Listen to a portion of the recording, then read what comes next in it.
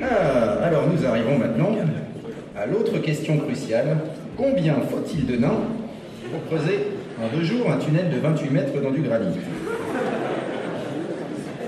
Qui s'appelle aussi gestion du personnel minier en zone de creusement intensif. Vous savez combien nous autres... De petite taille, minier de petite taille. Oui, nous aimons le langage administratif, beaucoup. Alors, donc, le sujet. Le granit.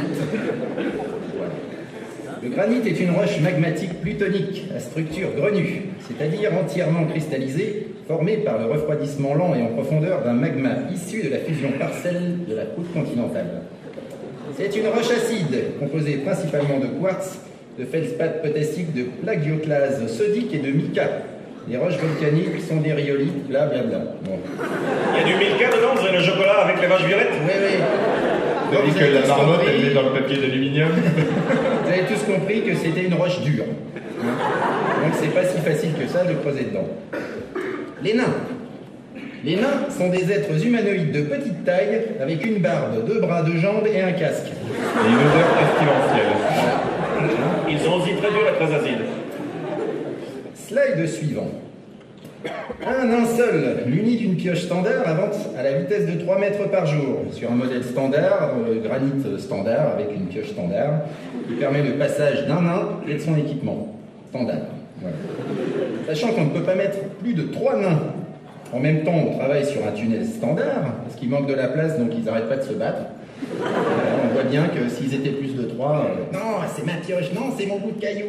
Donc, ils arriveraient donc à 9 mètres par jour, soit 18 mètres en 2 jours. Donc c'est pas assez, c'est insuffisant pour atteindre 28 mètres. Nous considérons bien sûr qu'on attaque le tunnel par un seul bout, parce qu'il y a toujours des petits malins qui disent « Ah oui, mais alors, nous, c'est l'autre bout et tout. » Non, non. Donc, sur le slide suivant, nous verrons qu'on ajoute une équipe de nuit. Nous voilà déjà à 6 nains. Bon, là, c'est bon, on atteindra la distance. Alors, pour le slide suivant, s'il vous plaît, voilà. Il faut un nain pour approvisionner l'équipe en bière et en nourriture de façon régulière, afin que le travail ne s'arrête pas. Oui, ce qui nous ferait donc 2 nains supplémentaires, un pour le jour et un pour la nuit. Mais n'y a-t-il pas un facteur à appliquer à le rendement de l'équipe de nuit? Parce qu'il est bien connu que les nains travaillent le jour et boivent la nuit. Chaque chose en son temps. D'accord. Je vous laisse continuer, professeur. Oui, oui. Voilà. Alors, il est évident qu'un nain quasiment inactif, celui qui apporte la bière, boira 4 fois plus qu'un nain au travail. Puisqu'il aura accès au tonneau, il sera donc ivre et inutile 4 fois plus rapidement. Ce qui fait qu'il devrait être remplacé plus vite qu'un nain qui travaille. Envoyez donc la diapo 6. En conséquence de quoi, un nain pour la journée ne suffit pas, considérant qu'il faut 4 nains par jour et 4 nains par nuit pour assurer le ravitaillement. Donc un par période de 3 heures en gros.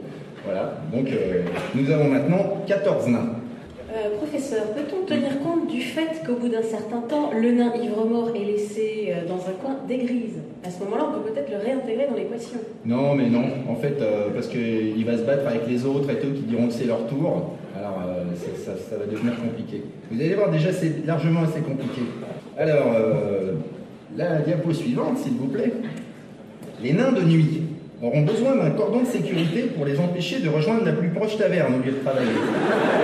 Parce que la nuit, le nain, il est attiré par la taverne comme ça. Même si on lui apporte de la bière, il va dire « Ouais, mais moi, non, en fait, je vais à la taverne. » Donc, on lui met un cordon de sécurité, donc 3 vigiles pour garder les nains de nuit. Mais qui garde les vigiles à ce moment-là? Parce que les vigiles sont des nains, ils sont attirés dans la taverne. Justement, très bonne question. Donc, nous avons besoin d'un manager de sécurité afin d'empêcher l'équipe des vigiles de rejoindre la plus proche taverne. C'est bien foutu quand même. Ah ouais, à cette étape-là, nous avons donc déjà 18 nains. Je pense que c'est une femelle naine qui, elle, ne boivent pas et qui se battent avec une boîte à vrire. Non. Autre question? Alors, nous devons considérer l'usure des pioches. Une pioche standard, en contact avec le granit standard, doit être régulièrement affûtée et réparée. Nous avons donc ici un tourneur de manche, en bas, et un forgeron nain, donc un pour chaque équipe, donc le jour et la nuit, ce qui nous fait 4 nains supplémentaires. Et slide suivant, s'il vous plaît. Alors, un autre facteur entre en jeu, les nains refusent de boire de la bière dans des shops sales. Alors, c'est pour eux une grave entorse à l'hygiène. Alors, c'est un peu bizarre. C'est la seule entorse à l'hygiène d'ailleurs. Ouais, oui, c'est un peu bizarre de la part de gens qui prennent un bain par an, mais c'est comme ça. La bière, c'est dans des shops propres. Donc, nous avons besoin d'un plongeur par équipe, soit 2 nains supplémentaires. Mais rappelons que les nains ont un sens de l'hygiène assez développé, puisque quand ils font la cuisine, ils se lavent toujours les mains après avoir manipulé les aliments. Ah oui, je m'en rappelle de ça. Voilà, envoyez donc la prochaine diapositive. Alors, tout se complique. Maintenant que nous avons ajouté des nains, il est clair que l'équipe des vigiles de nuit doit être doublée, afin d'équilibrer les forces pour empêcher tout le monde d'aller à la taverne. Nous ajoutons donc 3 vigiles et un manager de plus pour la nuit. Diapo suivante, s'il vous plaît. Vous avez tous compris qu'il devient évident qu'un nain seul ne pourra pas ravitailler tout le monde de façon satisfaisante. Hein. Ah non, moi j'avais pris cette bière-là, ah non, mais la blonde c'est pour moi. Et tout. Il faut donc doubler l'équipe de ravitaillement de jour et tripler l'équipe de nuit, à cause des vigiles supplémentaires. Bon, c'est déjà assez compliqué, ce qui nous fait 12 nains de plus. Et diapo suivante, on se rend compte qu'un plongeur ne suffit pas pour laver la vaisselle de tout le monde. Donc on a encore besoin d'un plongeur supplémentaire pour le jour et pour la nuit. Diapo suivante, voilà. Donc à ce stade-là, nous avions 42 nains.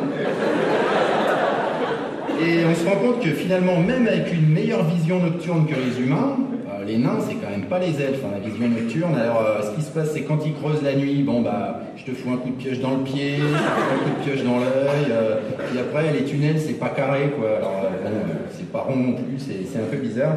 Donc, il faut une équipe d'éclairage de chantier, donc des porteurs de lanternes. On ajoute 4 porteurs de lanternes pour l'équipe de nuit. Et, qu'est-ce que je disais d'autre? Diapo suivante, s'il vous plaît. Voilà. Alors, la présence d'un grand nombre de nains et de bières au même endroit peut à tout moment dégénérer en bataille. Alors, bon, ça peut être pour diverses raisons. Hein. Oui, mais le tourneur de pioche, il a piqué le marteau du forgeron, et puis le manager, il est pas sympa avec les mecs et tout. Donc, nous avons besoin d'un guérisseur nain par équipe, un pour le jour et un pour la nuit, soit 2 nains supplémentaires. Conclusion. Pour creuser un tunnel de 28 mètres en 2 jours dans du granit, il faut 48 nains. Voilà. Vous en savez assez.